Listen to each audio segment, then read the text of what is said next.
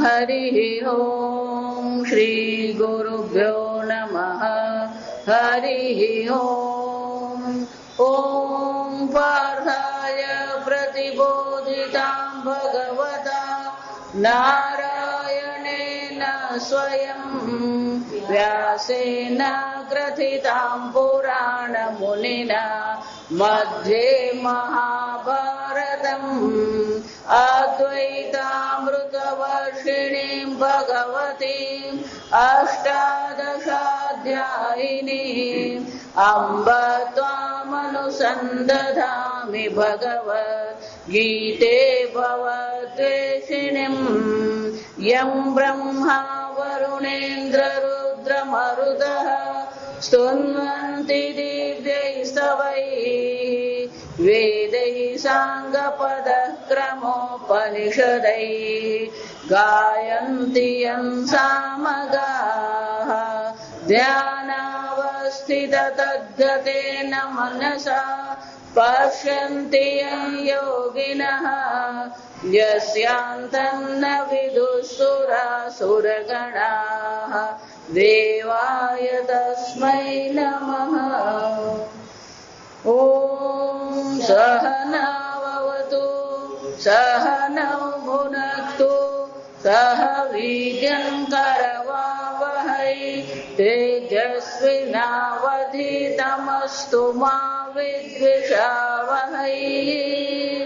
ॐ शान्ति शान्ति शान्ति। नवमो अध्याय श्लोक 17। पिताहमस्य जगतः माता धाता पितामहः वेद्यं पवित्रमोङ्कारः ऋक्सामयजुरेव च गतिर्भर्ता प्रभुः साक्षी निवासः शरणं सुहृत् प्रभवः प्रलयस्थानम् निधानं बीजमव्ययम् निधानं बीजमव्ययम् तपाम्यहमहं वर्षम् निगृह्णाम्यत्सृजामि च निगृह्णाम्यत्सृजामि च अमृतं चैव मृत्युश्च सदसच्चाहमर्जुन। કેવા કેવા પ્રકારે ભગવાનની ઉપાસના કરી શકાય એ ભગવાન સમજાવી રહ્યા છે. ગઈકાલે જોયું એમ કોઈ પણ કર્મમાં પણ ભગવાનની ઉપાસના આપણે કરી શકીએ. યજ્ઞ કર્મ કરી રહ્યા છે ત્યારે પણ યજ્ઞ કર્મમાં એ ભગવાનની આપણે ઉપાસના કરી શકીએ.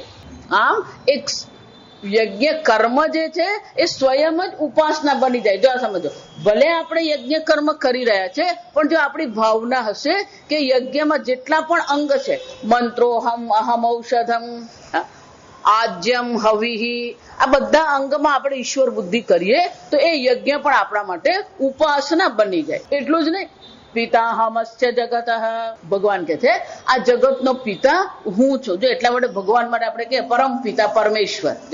સામાન્ય રીતે બધા જ કહેતા હોય પરમ પિતા પરમેશ્વર, અને એટલે ભગવાન કે છે પિતાહમ અહમ પિતા જગત, આ સંપૂર્ણ જગતનો પિતા હું છું. માતા, પિતા હોય એટલે કોણ હોવું જોઈએ? માતા. પેલો માતા વગરનો પિતા હોય નહીં. આ સમજો, પેલા માતા હોય પછી પેલો પિતા હોય. એટલે શું કે છે? હું પિતા છું, હું જ માતા છું. તો આગળ પણ જોઈ ગયા, 7મા અધ્યાયમાં પણ કીધું અહમ બીજ પ્રદમ, આ બીજ ધારણ કરાવનાર પિતા હું છું. પિતાના બે અર્થ થાય.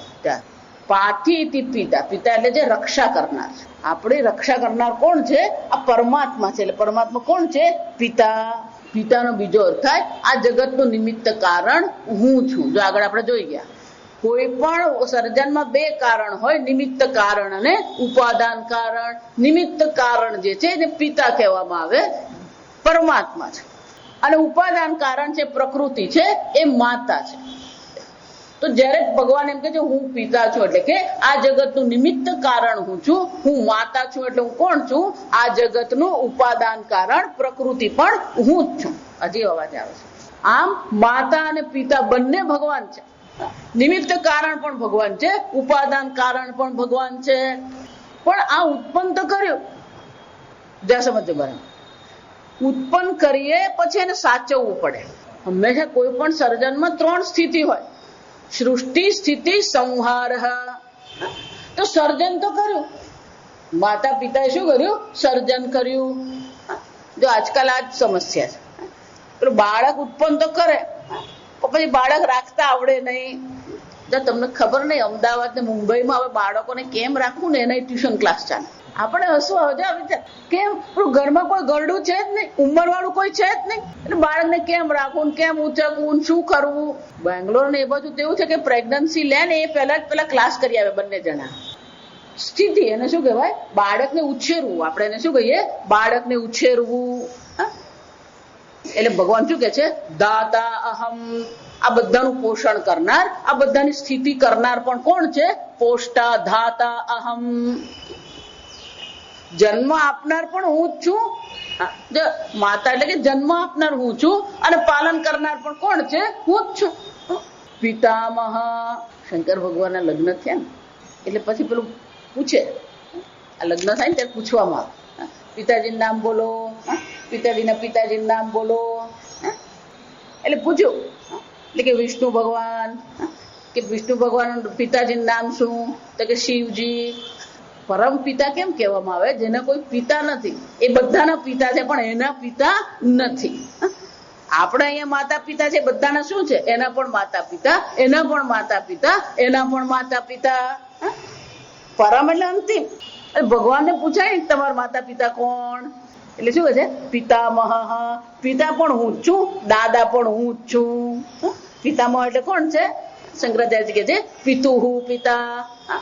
પિતાના પણ પિતા, દાદા પણ હું જ છું, પોષણ કરનાર પણ હું જ છું.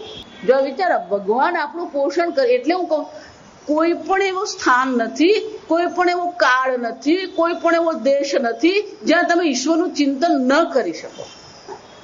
સતત આપણું પોષણ ઈશ્વર કરી જ રહ્યો છે. દાતા એ પોષણ કરનાર, સ્થિતિ કરનાર ઈશ્વર જ છે. જો વિચાર, અને એ પોષણ કરવા માટે શું કરી રહ્યો છે?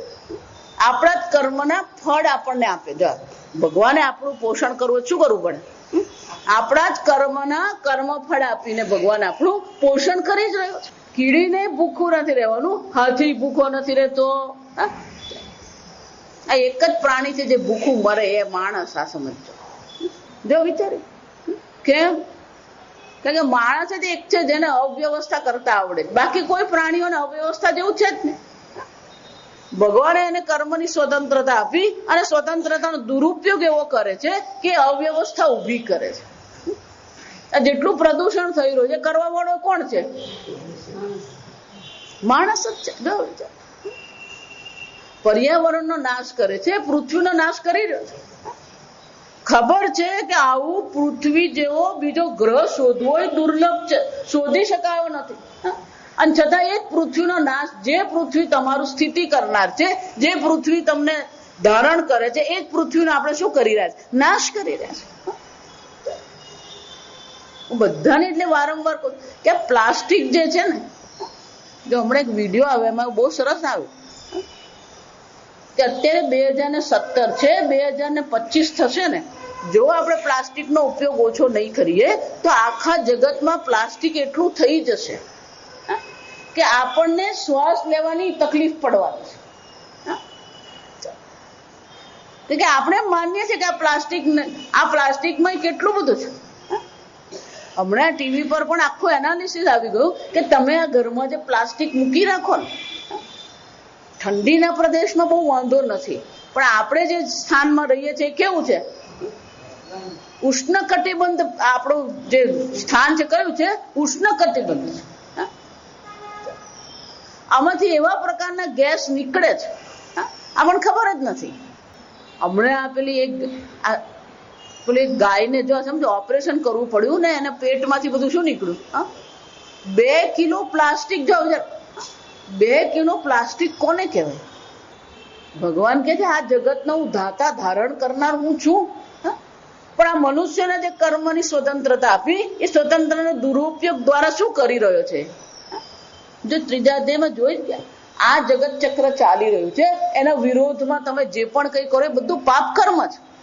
એવમ પ્રવર્તિતમ ચક્રમ ન અનુવર્તયંતી. જગતમાં આ કુદરતમાં કોઈ પણ પ્રકારની દખલગીરી કરવી એ હિંસા જ છે. ભગવાન કહે છે આ ધારણ કરનાર હું છું. પૃથ્વી પણ અધ્ધર જ છે. આવડો મોટો પૃથ્વીનો ગોળો પણ શું છે? અધ્ધર છે. એને ધારણ કરનાર કોણ છે? પરમાત્મા છે. સૂર્યનો ગોળો અધ્ધર છે, એને ધારણ કરનાર કોણ છે? જો વિચાર, ધારણ કરનારે ભગવાન છે, પોષણ કરનારે ભગવાન જ છે. બધાને કર્મ ફળ આપીને ભગવાન શું કરી રહ્યા છે? પોષણ કરી જ રહ્યા છે. ભગવાન આપણું પોષણ કરી રહ્યા. જો એટલે વિચાર કરો, આપણે પેલું ભગવાનને કઈક ધરાવે ને એટલે આપણે શું માનીએ? મેં ભગવાનને ધરાવ્યું. તું ધરાવવા વાળો કોણ? જો વિચાર, ભગવાન આપણા માટે જે કરી રહ્યો છે અને ભગવાને આપણને જેટલું આપ્યું છે એની સામે આપણે આપીએ કેટલું છે? કઈ જ નથી. જો વિચાર, આખું સૂર્યમંડળ અને એ સૂર્યમંડળની નિહારિકા બધાને ધારણ કરે છે. ભગવાને આ આખી એક વ્યવસ્થા એવી બનાવી છે જેને કારણે આ પૃથ્વી પર જીવ શક્ય બને છે. ફક્ત પૃથ્વી ને સૂર્યથી જીવ શક્ય નહીં બને. આ સમજ, સૂર્ય પણ પોતાના કેન્દ્રની ફરતે શું કરી રહ્યો છે? પરિભ્રમણ કરી જ રહ્યો છે. આખી વ્યવસ્થા, સંપૂર્ણ બ્રહ્માંડ શું છે? એક વ્યવસ્થા છે. અને બધાનું પોષણ કરનાર કોણ છે? એ ભગવાન છે. સૂર્યમાં પણ પોષણ કરી જ રહ્યો છે ભગવાન. ભલે આપણને એમ લાગે નિર્જીવ છે. જો આવું સમજો, જો ભગવાન સર્વવ્યાપી છે તો આ જગતમાં કોઈ જડ નામની વસ્તુ ખરી? જો સમજો, ચૈતન્ય સ્વરૂપ ભગવાન જો સર્વવ્યાપી છે તો આ જગતમાં જડ નામની વસ્તુ છે જ નહીં. સર્વ પરમાત્મા માત્ર જ છે. આમ ભગવાન કહે છે પિતાહમસ્ય માતા ધાતા પિતામહ જગત. આ જગતનો માતા, જગતનો પિતા, જગતના દાદા પણ કોણ છે? હું જ છું. અને પોષણ કરનાર પણ હું જ છું. વેદ્યમ શબ્દાદિ લક્ષણમ વસ્તુ. આ જગતમાં જાણવા યોગ્ય જે પણ કઈ છે બધું પણ હું જ છું. વેદ્યમ, જ્ઞેયમ. જ્ઞેયમ એમ કહે છે જાણવા યોગ્ય. એ જ રીતે પેલું વિદ ધાતુ છે. વિદ ધાતુ પર શું પડે? વેદ્યમ. જાણવા યોગ્ય પણ અર્જુન હું જ છું. 5 જ્ઞાનેન્દ્રિયો દ્વારા જે જાણાઈ રહ્યું છે બધું પણ કોણ છે? હું જ છું. વેદ્યમ વેદિતવ્યમ. અને જાણવા યોગ્ય પણ હું જ છું. એનો અર્થ શું થયો?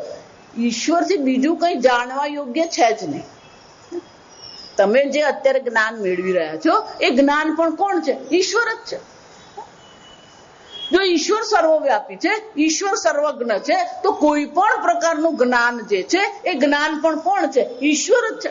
પછી ભલે તમે એને રસાયણ શાસ્ત્ર કહો ને વ્યાકરણ શાસ્ત્ર કહો કે ભૌતિક શાસ્ત્ર કહો, પણ એ બધું જ્ઞાન તો કોણ છે? ઈશ્વર માત્ર જ છે. જે જાણવા યોગ્ય છે એ બધી વસ્તુ ઈશ્વર જ છે. જ્ઞાન પણ ઈશ્વર જ છે. અને જ્ઞાન દ્વારા જે જાણવાનો વિષય છે એ પણ કોણ છે? ઈશ્વર છે. અને એટલે ભગવાન કહે છે વેદ્યમ પવિત્રમ ઓમકાર. પવિત્રમ, આ જગતમાં જે પણ પાવન કરનારું છે, અગ્નિ છે, જળ છે, પૃથ્વી છે.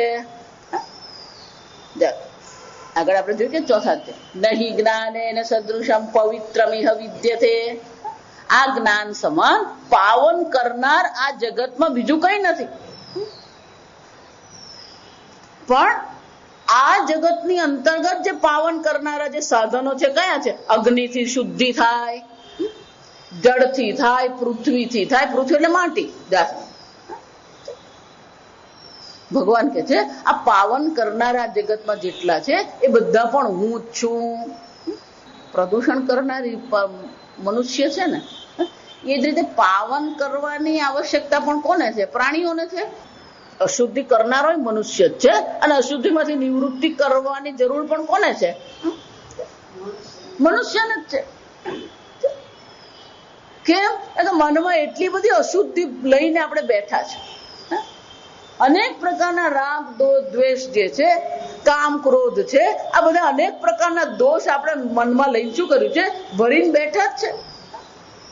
ઈર્ષ્યા કહીએ, મદ કહીએ, માત્સર્ય કહીએ, ક્રોધ કહીએ. જો વિચાર, ક્રોધ પણ શું છે? અશુદ્ધિ છે. કામાત ક્રોધો વિજાયતે ક્રોધાત ભવતિ સમોહ સમોહ સ્મૃતિ વિભ્રમ. આ બધા દોષ છે. જો વિચાર, આગળ આવશે 16મા અધ્યાયમાં. દૈવી અસુર સંપત્તિ યોગ. અસુર સંપત્તિ, એમાંથી પાવન કરનાર પણ કોણ છે? ભગવાન જ છે. ઈશ્વર ચિંતનથી જ અંતઃકરણ શુદ્ધિ થયા છે. જ્યાં સુધી ઈશ્વર ચિંતન તમે નહીં કરો, જ્યાં સુધી ઈશ્વરનું નામ તમે નહીં લો, ઈશ્વરની ભક્તિ નહીં કરો, અંતઃકરણ શુદ્ધ થઈ શકે એમ છે જ નહીં. કોઈક ને કોઈક રીતે આપણે પરમાત્માનું શું કરીએ? ચિંતન કરીએ. ભગવાન એટલા માટે શું કહે છે? પવિત્રમ, સર્વને પાવન કરનારો પણ હું જ છું. મનની શુદ્ધિ કહીએ, શરીરની શુદ્ધિ કહીએ. વિચાર, અનેક પ્રકારની શુદ્ધિ આવે. શુચિ એને કહેવાય. જો વસ્ત્રને પણ શુદ્ધ કરવું પડે, શરીરને પણ શુદ્ધ કરવું પડે, ઇન્દ્રિયોને પણ શુદ્ધ કરવું. એ જ રીતે મનને પણ શું કરવું પડે? શુદ્ધ કરવું પડે. બુદ્ધિને પણ શુદ્ધ કરવી. ઇન્દ્રિયોને શુદ્ધ કરવી હોય તો ઇન્દ્રિયોનો વિષય કોને બનાવીએ? આ ભગવાનને ઇન્દ્રિયોનો વિષય બનાવીએ. શબ્દ, આ જગતમાં 5 જ વિષય છે: શબ્દ, સ્પર્શ, રૂપ, રસ, ગંધ. ઈશ્વરના નામનું કીર્તન કરીએ, ઈશ્વરનું નામ લઈએ. શબ્દ એટલે શું થયું? આપણે પોતે પણ નામ કીર્તન કરી શકીએ, ભગવાનના ભજનનું શ્રવણ કરીએ. શબ્દ. સ્પર્શ, ભગવાનના ચરણના સ્પર્શ કરીએ. રૂપ, ભગવાનના રૂપનું ચિંતન કરીએ. રસ, જે પણ આપણે ગ્રહણ કરીએ એ બધું ભગવાનને ધરાવીને કરીએ. એક રામાનંદ સંપ્રદાય છે અયોધ્યામાં. આમ તમે જુઓ ને, એ બધા જટાવાળા, અઘોરી બાવા જેવા. એ રામાનંદ સંપ્રદાય જે છે, એ લોકો હંમેશા જ્યાં જાય ને તો પેલા રામલલ્લાને લઈને જાય, બધા સાથે જ જતા હોય. એટલે આવા એક રૂમમાં ધારો કે એ લોકો રહેતા હોય ને, તો એક સ્થાન પર પેલો રામલલ્લાને બેસાડ્યા. સવારે ભગવાનની પૂજા કરે, બધું કરે. પાણી પીવું હોય ને તો પેલું ગ્લાસમાં પાણી ભરે, ભગવાનને ધરાવે અને પછી પાણી પીએ.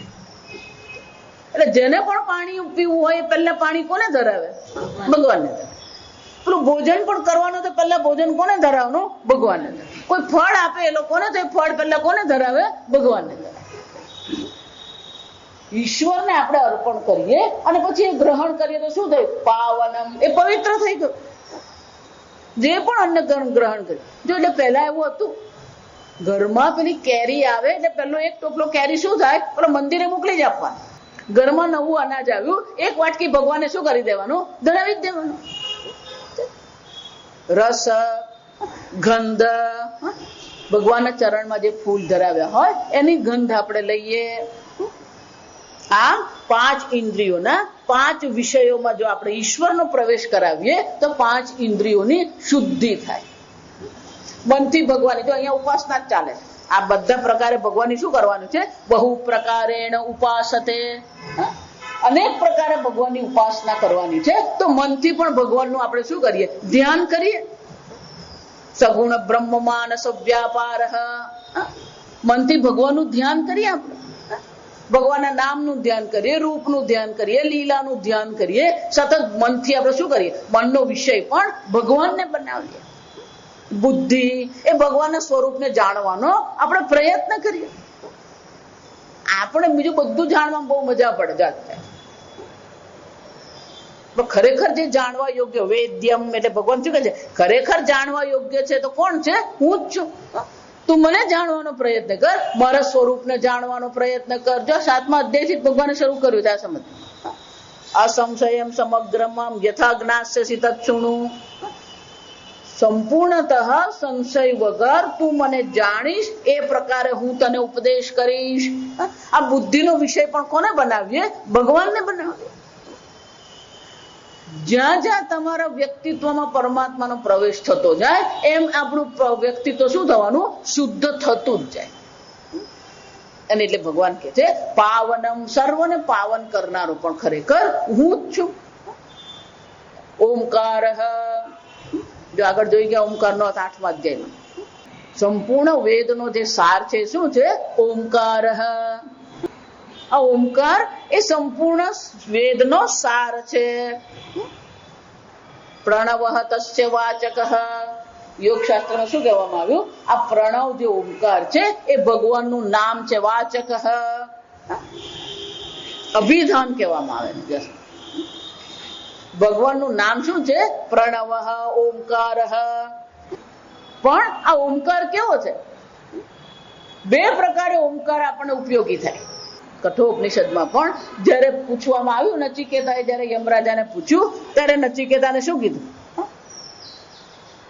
યદક્ષરમ બ્રહ્મચર્યમ ચરંતી તત્તે સંગ્રહેણ બ્રવીમિ. હે નચિકેતા, હું તને સંક્ષેપમાં પહેલા તું જે તત્વની ચર્ચા કરે છે, શરીર પડ્યા પછી પણ કંઈક રહે છે કે નહીં, એ જે રહેનારું તત્વ જે છે એ આત્મ તત્વને તને હું ઉપદેશ કરીશ. પણ પહેલા એને સંક્ષેપમાં તને કહીશ. અને એ સંક્ષેપમાં જે તને કહીશ એ કોણ છે? ઓમ ઇતિ. અને ઓમ કેવું છે? એતદ આલંબનમ શ્રેષ્ઠમ, એતદ આલંબનમ પરમ, એતદ આલંબનમ જ્ઞાત્વા યદિચ્છસી તસ્ય તત. ઓમકાર એ પરમાત્માના જ્ઞાન મેળવવા માટેનું શ્રેષ્ઠ આલંબન છે. એટલું જ નહીં, એ જે આ ઓમકારની ઉપાસના કરે છે એ જે ઈચ્છા કરે એને એની પ્રાપ્તિ થઈ શકે. યો યદિચ્છસી તસ્ય તત. સકામ ભાવથી એ ઓમકારની ઉપાસના કરે તો એને ધર્મ અર્થ કામની પ્રાપ્તિ થાય. નિષ્કામ ભાવથી એ ઓમકારની ઉપાસના કરે તો એને આ પરમાત્મા તત્વનું જ્ઞાન અવશ્ય થાય. સગુણ બ્રહ્મની પણ આપણે ઉપાસના કરવી હોય તો એ સગુણ બ્રહ્મની પણ ઓમકાર સ્વરૂપે ઉપાસના કરીએ. ક્યારેક ભવિષ્યમાં લઈશું. સંપૂર્ણ ઓમકાર પર જ એક ઉપનિષદ છે ને, માંડુક્ય ઉપનિષદ. સૌથી નાનું ઉપનિષદ આ માંડુક્ય છે. માત્ર 12 જ મંત્ર છે. પણ એ 12 મંત્ર જે છે એનો અર્થ સમજવો હોય તો શંકરાચાર્યજીના દાદા ગુરુ, શંકરાચાર્યજીના ગુરુજી ગોવિંદાચાર્ય. ગોવિંદાચાર્યજીના પણ ગુરુ કોણ છે? ગૌડપાદાચાર્ય. એમણે આ 12 મંત્રો પર વિવરણ કર્યું અને કારિકા કહેવામાં. લગભગ 400 કારિકા છે. કારિકા એટલે શ્લોક. આવા શ્લોક જ છે. જો આ સમજ, જે ભગવદ્ ગીતાના શ્લોક છે એવા શ્લોક જ છે. પણ વિવરણ કરનાર હોય એટલે એને શ્લોક નહીં કહેવાય, કારિકા કહેવામાં. 12 મંત્ર છે, પણ એ 12 મંત્રને સમજાવવા માટે કેટલી કારિકા લખવી પડી? પેલી 400, લગભગ 400 જેટલી કારિકા. એટલું ગૂઢ જ્ઞાન છે. ત્યાં પણ એ જ કીધું ઓમિતિ ઇદગુમ સર્વમ. અહીંયા જે કઈ છે સર્વ શું છે? ઓમ માત્ર છે, ઓમકાર માત્ર છે. બ્રહ્મ એવ ઇદગુમ સર્વમ. પછી શું કહેવામાં આવ્યું? આ બ્રહ્મ આત્મા સર્વ છે. તો કે પહેલા કીધું ઓમ સર્વ છે, પછી કીધું આ આત્મા જે બ્રહ્મ છે સર્વ છે. તો કે 2 સર્વ થયા. ઓમકાર આત્મ તત્વને ઓળખવા માટે પણ આ ઓમકાર ઉપયોગી છે. અને એટલા માટે નચિકેતાને શું કહેવામાં આવ્યું? એતદ આલંબનમ શ્રેષ્ઠમ. શ્રેષ્ઠ આલંબન. આમ એ ભગવાનનું નામ પણ છે અને પરમાત્મા તત્વને સમજવા માટેનો એ ઓમકાર ઉપયોગી છે. જાય પણ કે કેવી રીતે ઉપયોગી છે? તો કે ઓમકારના 3 અક્ષર છે, અ, ઉ અને મ. સંસ્કૃતનો નિયમ છે કે જ્યારે 2 સ્વર ભેગા થાય તેને જોડી દેવા પડે. સૂર્ય વત્તા ઉદય, તો પેલો સૂર્યનો અ અને ઉદયનો ઉ 2 ભેગા થઈને શું થઈ જાય? સૂર્યોદય ઓ થઈ જાય. સૂર્યોદય. એ જ રીતે અ અને ઉ ભેગા થઈને શું થઈ જાય? ઓ. અને પેલો મકાર ઓમ. એટલે માંડુક્ય કે છે જા સમજ્ય બરાબર. આ કોઈ મનુષ્ય બુદ્ધિની ચર્ચા નથી. શાસ્ત્ર આપણને આલંબન આપે છે ઓમકાર. અને શાસ્ત્ર કે છે આ ઓમકારમાં જે 3 અક્ષર છે, અકાર જે છે એ જાગ્રત અવસ્થા છે. અકારને શું કહેવામાં આવે? જાગ્રત અવસ્થા. ઉકાર શું છે? સ્વપ્ન અવસ્થા. મકાર શું છે? સુષુપ્તિ અવસ્થા. પણ આ જયારે અકાર જે છે જે જાગ્રત અવસ્થા છે, પણ એ જાગ્રત અવસ્થા જે છે એ જાગ્રત અવસ્થાનો જે અભિમાની જે છે, હું જાગ્યો,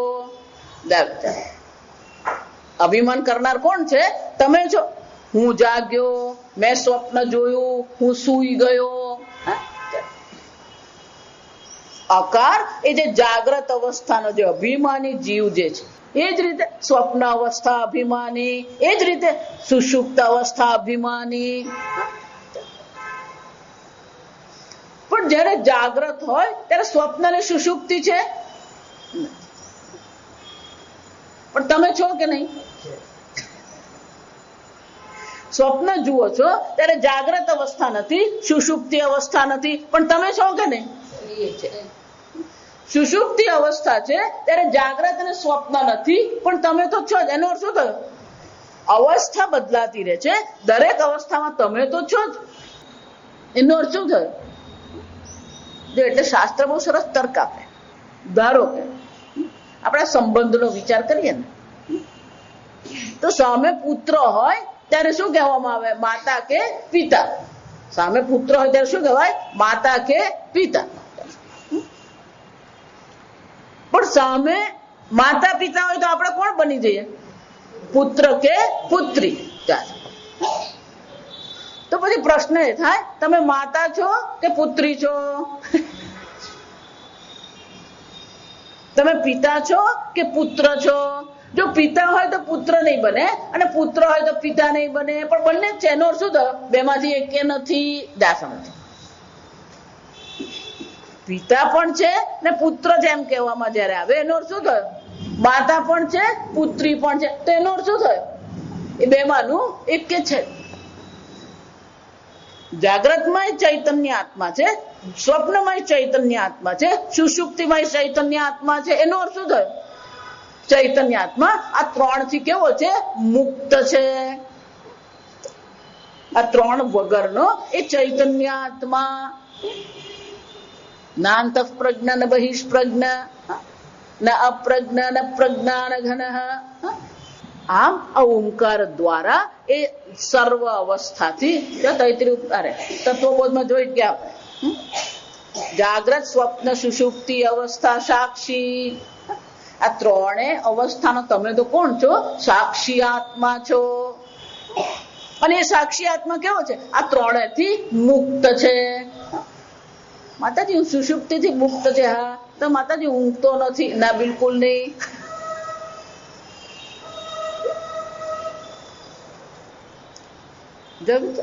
પેલી સુષુપ્તિ અવસ્થાનો પોતાના પર અધ્યારોપ કરી દીધો, અને પછી આપણે શું કહે છે? હું સૂઈ ગયો. ખરેખર તમે નથી સૂઈ ગયા. કોણ સૂઈ ગયું? પણ મન સૂઈ ગયું. આ 3 અવસ્થા ખરેખર કોની છે? શરીરની નહીં, મનની છે. જો મન સ્વપ્ન જુએ છે, મન સૂઈ જાય છે, મન જાગે છે. 3 અવસ્થા મનની છે, પણ એ 3 અવસ્થાના પોતાના પર શું કરી દેવામાં આવ્યો? અધ્યારોપ કરી દીધો. હું જાગવા વાળો, નાંત પ્રજ્ઞા ન બહિષ્પ્રજ્ઞા નો શું થયો? જાગવા વાળો હું નથી, સ્વપ્ન જોવા વાળો હું નથી. આ સર્વનો કોણ છે? સાક્ષી. આમ આ ઓમકાર દ્વારા એ નિર્ગુણ બ્રહ્મ જે છે, 3 અવસ્થાનો જે સાક્ષી ચૈતન્ય છે, જે સર્વવ્યાપી છે, એને આપણે જાણી શકીએ. અને એટલે ભગવાન કે છે ઓમકાર પણ હું જ છું. મારું નામ ઓમકાર છે, અને ઓમકાર દ્વારા મારા સ્વરૂપને પણ તમે જાણી શકો છો. એ ઓમકારની જો તમે ઉપાસના કરો તો ઉપાસનાનું ફળ તમને મળે છે, અથવા એ ઓમકાર દ્વારા તમે મારું જ્ઞાન પણ મેળવી શકો. જો આ સમજો, ઉપાસના અને જ્ઞાનનો ફરક ખબર પડવી જોઈએ. જો ઉપાસના અને જ્ઞાન બંને અલગ વસ્તુ. ઉપાસના એક કર્મ છે. જોઈ ગયા આપણે માનસ કર્મ. ઉપાસના એટલે શું છે? માનસ કર્મ. તો ઓમકારની ઉપાસના આપણે કરી શકીએ, પણ એ જ ઓમકાર દ્વારા આપણે પરમાત્માનું જ્ઞાન પણ મેળવી શકીએ. એટલે ભગવાન કે છે ઓમકાર, આ ઓમકાર હું છું. એનો અર્થ શું થયો? ભગવાન કે છે ઓમકાર સ્વરૂપે પણ તું મારી ઉપાસના કરી શકે, સર્વને પાવન કરનાર તરીકે પણ તું મારી ઉપાસના કરી. આ બધા ઉપાસનાને ભગવાન શું કરે છે? કયા કયા પ્રકારે આપણે ભગવાનની ઉપાસના કરી શકીએ એ ભગવાન આપણને દર્શાવી રહ્યા છે. સર્વના પિતા તરીકે, માતા તરીકે, પિતામહ તરીકે, ધાતા તરીકે પણ આપણે ભગવાનની ઉપાસના કરીએ. એ જ રીતે સર્વમાં જે જાણવા યોગ્ય છે એ સ્વરૂપે પણ ભગવાનની ઉપાસના કરીએ. સર્વને પાવન કરનાર છે એ સ્વરૂપે પણ ભગવાનની ઉપાસના કરીએ. અને છેવટે શું કહે છે? ઓમકાર, આ ઓમકાર સ્વરૂપે પણ તું મારી ઉપાસના કરી શકે. અને છેલ્લે શું કહે છે? વૃક્ષામ યજુરેવ ચ. અર્જુન, આ ઋગ્વેદ પણ હું જ છું, યજુર્વેદ પણ હું જ છું, સામવેદ પણ હું જ છું. આ 3 વેદ હું છું, પણ ચોથો અથર્વ વેદ પણ શું કરી લેવાનું? સમજી જ લેવાનું. ભગવાન કે છે આ 4 વેદ પણ હું જ છું. એનો અર્થ શું થયો? જયારે તમે વેદનું અધ્યયન કરો છો તો ખરેખર કોનું અધ્યયન કરી રહ્યા છો? ઈશ્વરનું જ અધ્યયન છે. વેદ પણ પરમાત્મા જ છે. વેદ પણ પરમાત્મા છે. આ 15મા અધ્યાયમાં આવશે. સર્વસ્ય ચાહમ હૃદિ સન્નિવિષ્ટ મત્ત સ્મૃતિ જ્ઞાનમ અપોહનં ચ વેદશ્ચ સર્વૈરહમેવ વેદ્ય વેદાંત કૃત વેદ વિદેવ ચાહમ. સર્વ વેદોનો કર્તા પણ હું જ છું, સર્વ વેદોમાં વેદ્યમ જાણવા યોગ્ય પણ હું જ છું, અને સર્વ વેદોને જાણવા વાળો પણ હું જ છું. જા વિચાર. આમ ભગવાન કે છે આ વેદ સ્વરૂપે પણ તું મારી ઉપાસના કરીશ. ઈશ્વરની ઉપાસના કરવી ને તો ભગવાન આપણને ઘણા બધા શું કરે છે? અનેક પ્રકાર ઉપાય આપે. જો એટલે હું કહું છું, કોઈ પણ પ્રકારે તમે કરો, પણ એ પરમાત્માની ઉપાસના તમે કરો. કર્મ ખૂબ કરીએ છીએ આપણે, ભગવાન એ શું કરે છે? કર્મ ખૂબ કરીએ છીએ, પણ એ કર્મનો ત્યાગ કરીને શું કરીએ? ઉપાસના કરીએ, એટલે કે માનસ કર્મ કરીએ. પૂજા પાઠ આપણે કરીએ, યજ્ઞ કરીએ, બધું જ કરીએ છીએ. પણ આ ભગવાનની આપણે શું કરીએ? ઉપાસના કરીએ. અને ઉપાસના દ્વારા આપણું અંતઃકરણ શુદ્ધ થશે તો જ્ઞાન અવશ્ય થાય. એકત્વેન પૃથક્ત્વેન ચ ઉપાસતે મામ. ભગવાનની સતત ઉપાસના કરીએ, એટલે કે મનમાં એ પ્રકારથી ઈશ્વરનું આપણે ચિંતન કરીએ. ગઈકાલે જોયું ને, ઉપસામીપ્યાસનમ. આપણા મનને ઈશ્વર સાથે જોડેલું રાખીએ, ઈશ્વરના ચિંતનમાં લગાવેલું રાખીએ. પણ હજી ભગવાનને એમ થયું કે હજી કંઈક બાકી રહી ગયું, કે આટલું પૂરતું નથી, ભગવાન હજી કંઈક વધારે કહો. કિંચ ગતિ ભરતા પ્રભુ સાક્ષી નિવાસ. ગતિ, ગતિ નો અર્થ શું થાય? કર્મ ફલ કર્મણા પ્રાપ્યતે ઇતિ ગતિ.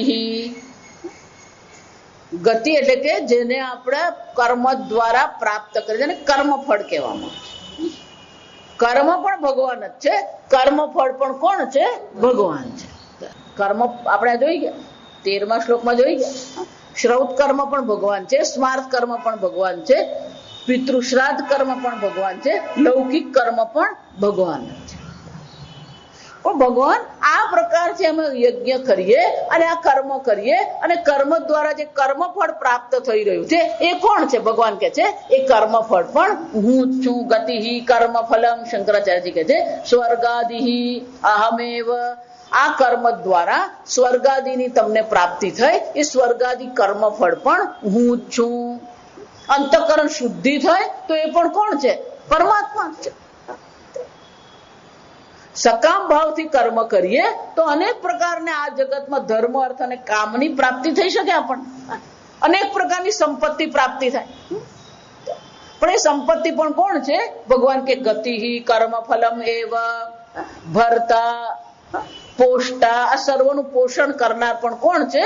હું જ છું. સર્વને ધારણ કરનાર પણ હું જ છું, સર્વનું પોષણ કરનાર પણ હું જ છું. એનો અર્થ શું થાય? જેટલા પણ પોષણ કરવાના જેટલા તત્વ જે છે એ પણ ખરેખર તો ઈશ્વર જ છે. જો ભોજન કરીએ ને આપણે ભારતમાં લોકોને બહુ શાંતિથી રહેવા વાળા છે. આ સમજ આ પરદેશના લોકો આવીને બધું એવું જાત જાતનું આપણા મગજમાં ઘુસાડે છે ને. બાકી આપણે જે ભોજન કરીએ ને એમાં કઈ વાંધો નથી. આ સમજો પછી પેલો આવીને કે આનાથી તો કોલેસ્ટ્રોલ થાય ને પેલાથી આ થાય ને, કશું કઈ થતું જ નથી. આ બધું એવું મગજમાં ઘુસાડીને ચાલે ને આવે.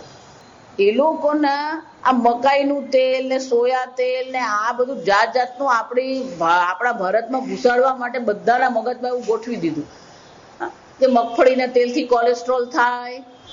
જો આ સમજો, આ બધું વ્યવસાય છે. આને સ્વાસ્થ્ય સાથે કોઈ સંબંધ છે જ નહીં. આ સમજો, આ વ્યવસાય જ છે લોકો. હવે આ છેલ્લા 10 વર્ષથી નવું ચાલુ છે. તમારા ખોરાકમાં પ્રોટીન ઓછો પડે એટલે સોયાબીન લો. કોણે કીધું પ્રોટીન ઓછું પડે? કોણે કહ્યું? તમે મગ ખાઓ, ચણા ખાઓ, શિંગદાણામાં 40% પ્રોટીન આવે. આપણે ભારતમાં જો કોઈ પણ ચણા દાણા વાળો ક્યારેય ભૂખો નહીં મળે, કારણ કે બધા શું કરતા હોય? ત્યાં હમે જ છે તમારું બાબુ, શું નામ? બાબુસિંહ ચણા. નાના હતા ત્યારે આપણે શું ખાતા? હવે આ બધું આ નીકળ્યું જશે. બાકી શીંગ ચણા, ચણા દાણા આ પ્રોટીન જ છે. જો સમજ, મગજ ખાય, મગજ શું છે? પ્રોટીન જ છે. જો વિચાર, ગોળ પાપડી ખાધી શું છે? પ્રોટીન છે.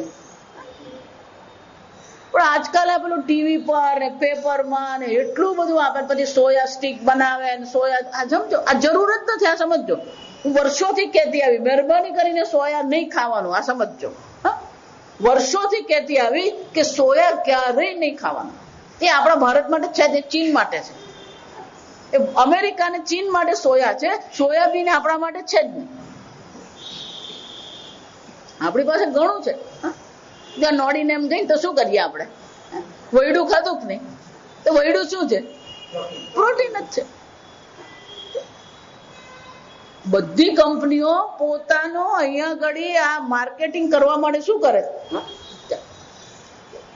હવે પેલું નવું લાવે તો જો આ ખાય છે પણ એનું પોષણ નથી થતું એટલે શું કરવાનું? પ્રોટીન એક્સ લેવાનું.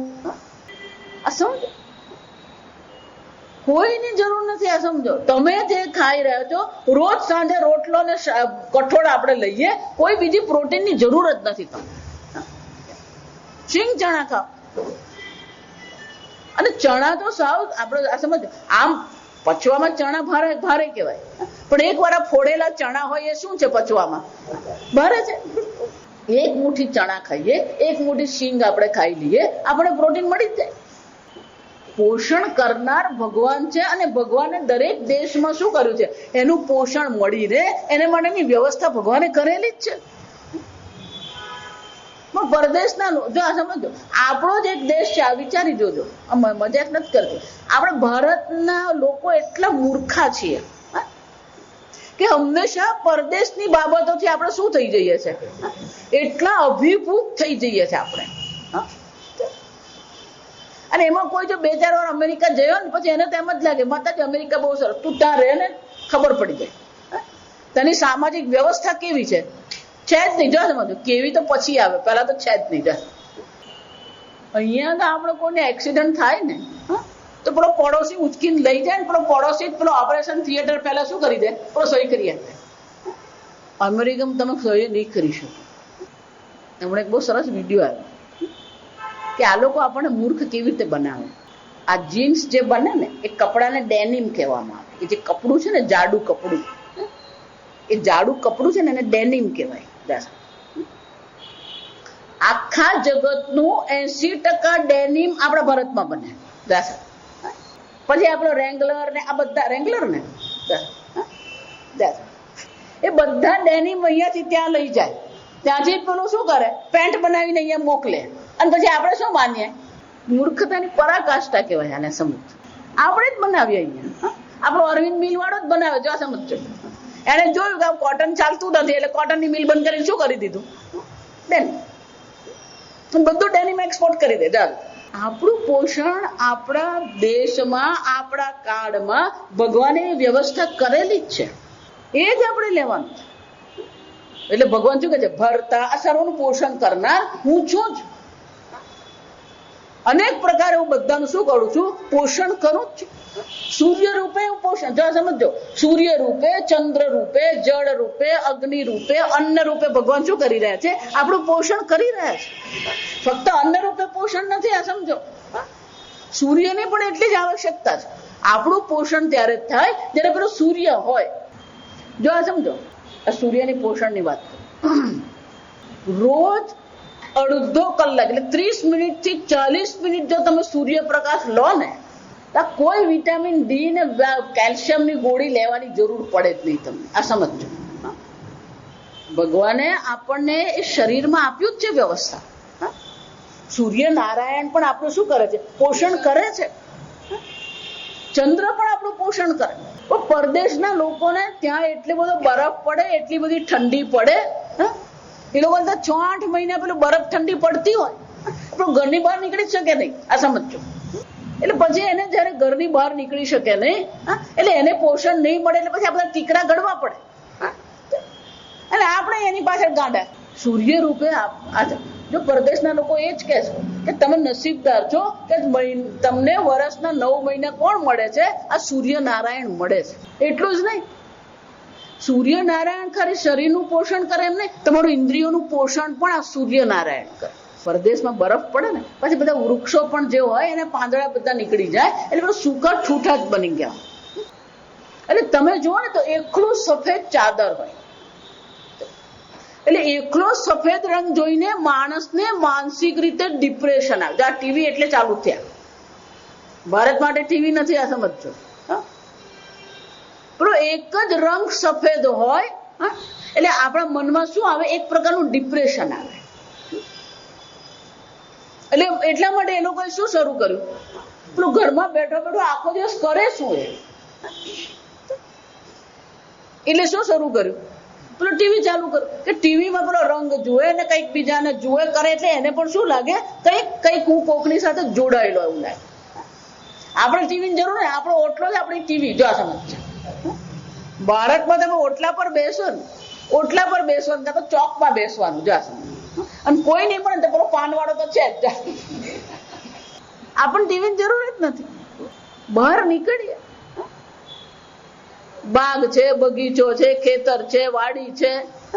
તમને લોકોની ખબર જ નથી એક વસ્તુ. જો બધાની વાત, આ તમે લોકો આબુ જાય ને, ઊટી જાય ને, સાપુતારા જાય, ત્યાં સમજો. પણ તમારા વલસાડ પાસે એક મજાનું રિસોર્ટ છે, અને એટલું સરસ છે રિસોર્ટ. આ સિલવાસામાં એક રિસોર્ટ છે, મજાનું છે, બિલકુલ કુદરતી. કેટલાય લોકો ત્યાં આવે, ઓનલાઈન બધા બુકિંગ કરાવીને. પણ આપણે વલસાડ વાળા નહીં માનતા. અમારે તો એક જ તિથલ રોડ. સૂર્ય રૂપે, સૂર્યના અનેક રંગ રૂપે પણ ભગવાન શું કરી રહ્યો છે? આપણું પોષણ કરી રહ્યો છે. ચંદ્ર રૂપે ભગવાન પોષણ કરી રહ્યો છે. આ વરસાદ રૂપે પણ ભગવાન શું કરી રહ્યો છે? જો આગળ આવશે, નિગૃણામી ઉત્સૃજામી. આ જળનું ગ્રહણ પણ હું જ કરું છું, જળને છોડું પણ હું જ છું. અર્જુન, જળ રૂપે પણ આપણું પોષણ કરે છે. પૃથ્વી રૂપે પણ આપણું પોષણ ભગવાન કરી જ રહ્યો છે. અને એટલે ભગવાન કહે છે ગતિર ભરતા.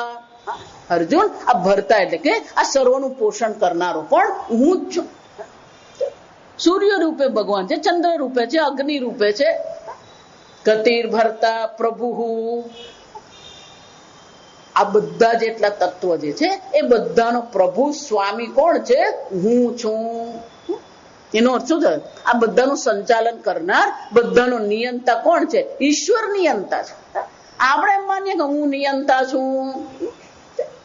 આપણે કીડી નહીં સંભાળી શકીએ નહીં. જો આ સમજો, આ આપણે પ્રભુ. જો આ સમજો, બાળકો નહીં સંભાળે ને, પણ 5 વાર કે 5-6ઠી વાર કઈક કરે, તે કરે, કેવું કરે? મન ફાવે એવું કરે. પ્રભુ, આ પ્રભુ. ભગવાન કે હું પ્રભુ સ્વામી છું, સર્વનો નિયંતા હું છું. જા વિચાર, સ્વામી. સૂર્ય કહીએ, ચંદ્ર કહીએ, આ બધાના સ્વામી ભગવાન જ છે. સર્વનું નિયંત્રણ કરનાર. જો કેટલાક લોકોને છે ને નિયંત્રણ કરવાની આદત હોય. દરેકને પોતાને શું છે? પોતાના નિયંત્રણમાં રાખવાની આદત. બધાએ મારું કહેલું કરવાનું. કોઈનું નિયંત્રણ કરવાની આવશ્યકતા જ નથી, કારણ કે બધાનું નિયંતા કોણ છે? ઈશ્વર. એ કરી જ રહ્યો છે, એ બધું કરી જ રહ્યો છે અને જોઈ રહ્યો છે. જો આ સમજજો, એટલે શું કહે છે? સાક્ષી. આ બધાનો સાક્ષી પણ કોણ છે? આ ભગવાન એક પછી એક શબ્દ બહુ મજાના મૂકે, બધા જોડાયેલા છે. આ સમજજો.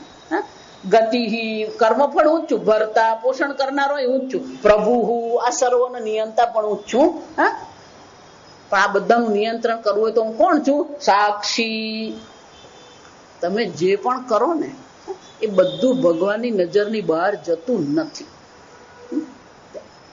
સાક્ષી પ્રાણીનામ કૃત કૃતસ્ય, કરેલું છે એનો પણ સાક્ષી હું જ છું, અકૃતસ્ય નહીં કરે એનો પણ સાક્ષી હું જ છું, અને ન કરવાનું કરે એનો પણ સાક્ષી કોણ છે? હું જ છું. છે જ. તમે ગમે એટલે એકાંતમાં જાઓ પણ એ બધાનો સાક્ષી કોણ છે? ઈશ્વર છે. જો એટલે કહું, ક્યારેય કોઈ ખોટો વિચારે નહીં કરવાનો, કારણ કે તમે જે વિચારી રહ્યા છો એનો પણ સાક્ષી કોણ છે? પણ મનુષ્યની આદત છે. જો આ સમજો, આ મનુષ્યની એક આદત છે. જ્યાં એની પાસે સંપત્તિ આવે અથવા તો જ્યાં એની પાસે સત્તા આવે ને, એટલે એમ જ માનવા માંડે. શું માનવા માંડે? હું બધાનો કોણ છું? નિયંતા. માણસના બે સત્તા આવી જાય ને એટલે એમ જ માનવા માંડે કે બધાનું નિયંત્રણ કરનાર કોણ છું? હું છું. આવી જાય અભિમાન છે. એટલે ભગવાન કહે છે કોઈ અભિમાન અર્જુન કરવાની જરૂર નથી, સર્વનો નિયંતા પણ હું જ છું, અને તમે જે કરી રહ્યા છો એ બધાનો સાક્ષી પણ હું જ છું. એટલે ગુજરાતી બહુ મજાની કહેવત છે આ નિયંતા એમ કહીએ ને. ઉજ્જડ ગામમાં એરંડિયો પ્રધાન. આમે તો ઉગતું જ દીવ હોય, એમાં પેલો એક દિવેલો ઉગ્યો એટલે શું બની જાય? એમાં આપણને હાથમાં કઈ એક સત્તા આવી જાય, એક ચાવી આપણા હાથમાં આવે ને એટલે આપણે શું માનવા માંડીએ? પેલો બાપાના BMW ની ગાડીની ચાવી હાથમાં આવી એટલે પછી શું માને? સત્તા ને સંપત્તિ એવી વસ્તુ છે, એનો જે નશો જે છે ને એ માણસનો નાશ કરે. દારૂ જેટલો નાશ કરે એના કરતા વધારે નાશ કરનાર કોણ છે? આ સત્તા અને સંપત્તિ છે. અને એટલે ભગવાન કહે છે આ બધી સંપત્તિ હું જ છું, અને આ બધા સત્તા એટલે કે નિયંત્રણ કરનાર પણ હું જ છું, અને તું જે કરી રહ્યો છે એ બધાનો સાક્ષી પણ કોણ છે? હું છું જ. કોઈ વસ્તુ ભગવાનની નજરની બહાર જતું જ નથી. ભગવાને પેલા ચિત્રગુપ્તને બેસાડી જ રાખેલા. જો આ વિચાર, તમારા બધા કર્મનો એકાઉન્ટ કોણ સાચવે છે? ભગવાનનો એકાઉન્ટન્ટ કોણ છે? આ ચિત્રગુપ્ત. એટલા માટે પહેલા આપણા હિસાબ લખવા વાળાને ગુપ્તાજી કહેતા. આ હિસાબ લખતા એને શું કહેતા? ગુપ્તાજી કહેતા. આપણે આ ભણાવવા વાળો હોય ને એને મહેતાજી કહે, માસ્તરજી. અને હિસાબ લખવા વાળો એને શું કહીએ? ગુપ્તાજી. એ બધા ગુપ્તાજી નો ગુપ્તાજી કોણ છે? ચિત્રગુપ્ત. ભગવાન કહે છે બધાનો સાક્ષી હું છું. જો એટલે જ કહું, ક્યારે કઈ કરવાનું. જો મુંડભૂમિ જોઈ ગયા, સત્ય ને લભ્ય આત્મા.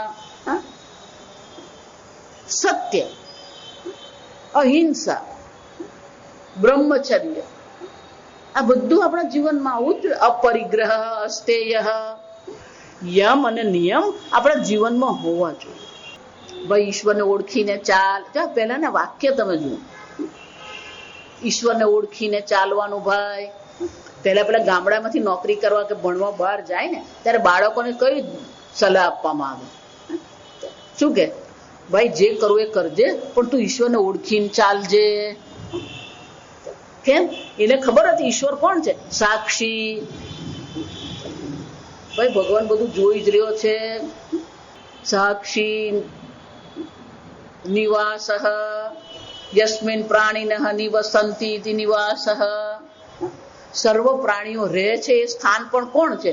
નિવાસ. તમારું ઘર પણ કોણ છે? આપણે બધા આ નામ આપીએ ને, સીતા નિવાસ, રામ નિવાસ. ભગવાન કહે છે આ નિવાસ એટલે કે રહેવાનું સ્થાન જે છે પણ હું જ છું. પૃથ્વી કહીએ આપણું રહેવાનું સ્થાન, તો પૃથ્વી પણ પરમાત્મા છે. વલસાડ મારું રહેવાનું સ્થાન છે, તો વલસાડ પણ કોણ છે? ઈશ્વર. આમ ભગવાન કહી રહ્યા છે કે અર્જુન, આ બધું હું છું. શરણમ, આપણે કોને શરણે છીએ? ઈશ્વરને શરણે છીએ. આપણી શરણાગતિ પણ કોણ છે? ઈશ્વર. એનો અર્થ શું થયો? આપણું શરણમ એટલે કે આપણી રક્ષા કરનાર પણ કોણ છે? ઈશ્વર છે. ઈશ્વર બે પ્રકારે રક્ષા કરે. જો આ સમજો, ઈશ્વર બે પ્રકારથી રક્ષા. યોગ્ય પોષણ કરીને, ભોજન આપીને પણ ભગવાન શું કરી રહ્યા છે? યોગ્ય ભોજન કે પોષણ કરીને ભગવાન તમારી રક્ષા કરે. આ એક બહારની રક્ષા થઈ. યોગ્ય વિચાર આપીને પણ ભગવાન શું કરી રહ્યા છે? શરણ, રક્ષા કરી રહ્યો છે. યોગ્ય સમયે યોગ્ય વિચાર આવવો એ પણ ઈશ્વરની કૃપા છે. આમ યોગ્ય વિચાર દ્વારા પણ ભગવાન આપણો શું કરી શકે છે? આપણી રક્ષા કરી શકે.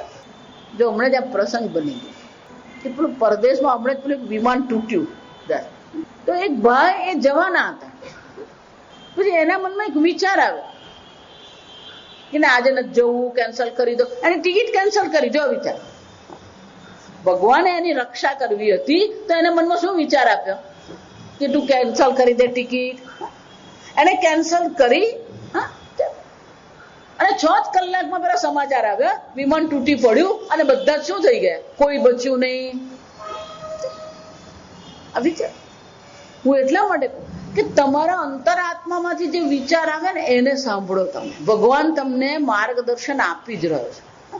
પણ આપણને અહંકાર એટલો બધો છે ને, હું કહું ને એમ જ થવું જોઈએ. હંમેશા આપણે પોતાના વિચારને શું કરીએ? મહત્વ આપતા ફરીએ છીએ. પણ ઈશ્વરની વાણીને આપણે સાંભળવાનો ક્યારે પ્રયત્ન કરતા જ નથી. ઈશ્વરની વાણી સાંભળવી હોય ને, જો હું વારંવાર તમને કહું કે દિવસમાં 10 મિનિટ કંઈ પણ કર્યા વગર બેસો. તમારી જાત સાથે બેસો. પહેલા આપણે આપણી જાત સાથે બેસતા જ નથી. અને એમાં આજે તો જાત સાથે બેસવાનું તો સાવ જ જતું રહ્યું. મોબાઈલ ને, કોમ્પ્યુટર ને, વિડીયો ગેમ ને, ટીવી ને, લગ્ન ને, આ સમજો આપણે એટલા બધા બહિર્મુખ બનાવી દીધા છે કે આપણે જાતની સાથે આપણે બેસી શકતા નથી. બેસો જાતની સાથે. પછી જો તમને અંતરાત્માનો અવાજ સંભળાય કે નહીં, કંઈ પણ કર્યા વગર 10 મિનિટ તમે બેસો. અને એ 10 મિનિટ જયારે બેસો ત્યારે મનમાં નિર્ણય કરીને બેસવાનું કે પછી શું કરવું છે ને પહેલા શું કર્યું, કોઈ વિચાર મારે કરવો જ નથી. એક વાર તમે તમારી જાત સાથે બેસશો ને, પછી આ ઈશ્વરની વાણી તમે સાંભળી શકો. ઈશ્વર તમને અનેક પ્રકાર સંકેત કરી જ રહ્યો છે, પણ આપણે એ સંકેતને શું કરીએ છીએ? સાંભળતા જ નથી. આ સમજો. ધારો કે એ સંકેત આપણને મળી રહ્યો છે તો એ સંકેતને આપણે શું કરીએ? નજર અંદાજ કરીએ છીએ. આપણા જીવનમાં જેટલા પ્રસંગ બની રહ્યા છે એ દરેક પ્રસંગ પણ આપણને શું છે? કંઈક ભગવાન કરાવી રહ્યો છે. રામજીને જયારે વશિષ્ઠ મુનિએ બોલાવ્યા અને જયારે વશિષ્ઠ મુનિએ કહ્યું કે રામજી, તારા પિતાજી પાસે આ કૈકેયીએ 2 વરદાન માંગ્યા છે કે રામને 14 વર્ષનો વનવાસ, તાપસી જીવન અને ભરતને રાજા બનાવો. રામ ભગવાને શું કર્યું? વિરોધ કર્યો. કોર્ટમાં ગયા. આપણે વિરોધ કરવાની શું છે? એક આદત પડી ગઈ છે. જીવનમાં જે પણ તમારી મરજી વગર જે પ્રસંગ બને છે એ પ્રસંગને પહેલા સ્વીકારો. જે ગમે જગદગુરુ જગદીશને તે તણો ખરખરો ફોક કરો. શબરી જયારે યુવતી હતી ત્યારે માર્કંડ મુનિએ એમને કહ્યું હતું કે શ્રી રામ અહીંયાથી પસાર થશે, તને દર્શન આપશે. આ ગુરુનું એક જ વાક્ય, જો આ વિચારજો. શબરી ગરડી થઈ ગઈ. રોજ સવારે ઉઠીને શું કરતી હતી? આખો રસ્તો વાળીને સાફ કરે. રામ આવવાના છે તો એમની બેઠક તૈયાર કરે, એમના માટે ફૂલ અને ફળ રાખે. યુવતી હતી, વૃદ્ધ થઈ ગઈ. એટલે ઓછામાં ઓછા 50 થી 60 વર્ષ એને શું કર્યું? આ આપણે તો 50 દિવસે કરવાનું હોય ને, કઈ આવવાના નથી, તું રે શાંતિથી, ચાલ ખા પીને બેસ શાંતિથી. ગુરુ વાક્યેષુ વિશ્વાસ. એ ગુરુના વાક્યમાં શું હતો? વિશ્વાસ. ગુરુજીએ કહ્યું કે રામજી અહીંયાથી પસાર થશે, તને દર્શન આપશે. અને જયારે રામજી આવ્યા, ખબરી ખુશ કે ગુરુનું વાક્ય સત્ય પુરવાર થયું. અને તે દિવસે ભગવાન માટે એને શું કર્યું હતું? પેલો બોર, ત્યારે જે બોરમાં જે ફળ હોય ઋતુ પ્રમાણે ના, એ ફળ ભેગા કરતી. પેલો બોર ભેગા કરેલા. પછી એને યાદ આવ્યું કે બોર ખાટા પણ હોઈ શકે, એટલે શું કરતી હતી? પેલો ચાખીને આપતી. પેલો લક્ષ્મણ વિચાર કરે કે આ રામ શું કરી રહ્યા છે? શબરીનું એઠું આ શબરી એટલે આદિવાસી હતી. એટલે પેલો વિચાર કરે લક્ષ્મણ, આપણે તો ક્ષત્રિય છે, રાજકુમાર છીએ, આવું એઠું ખાવાનું. એટલે રામને ખબર પડી ગઈ કે આને ફાવતું નથી. એટલે કે લક્ષ્મણ તું એક ચાખી જો. શરણમ, આપણી શરણાગતિ કોણ છે? ઈશ્વર. આપણે શરણ, ઈશ્વરને શરણે આપણે છે. અને ઈશ્વર ક્યારેય કોઈનું ખરાબ કરતો નથી.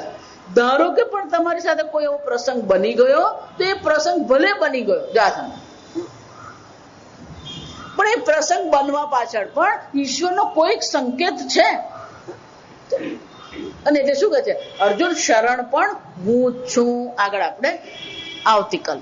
ઓમ સ્વસ્તિ પ્રજાભ્ય પરિપાલયન્તામ ન્યાયેન માર્ગેણ મહિમ મહિષાઃ ગોબ્રાહ્મણેભ્ય શુભમસ્તુ નિત્યં લોકા સમસ્તા સુખિનો ભવન્તુ કાલે વર્ષતુ પર્જન્યઃ પૃથ્વી સસ્યશાલિની દેશોऽયં ક્ષોભરહિતઃ બ્રાહ્મણા સન્તુ નિર્ભયાઃ.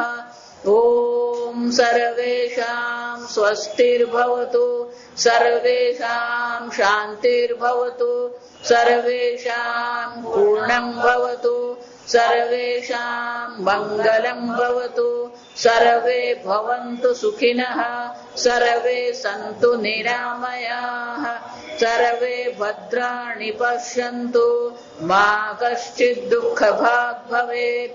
અસતો મા સદ્ગમય, તમસો મા જ્યોતિર્ગમય, મૃત્યોર્મા અમૃતંગમય.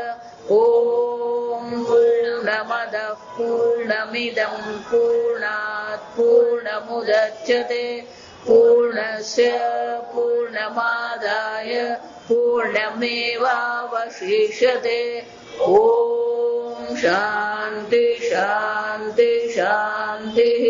હરિ ઓમ. શ્રી ગુરુભ્યો નમઃ. હરિ ઓમ.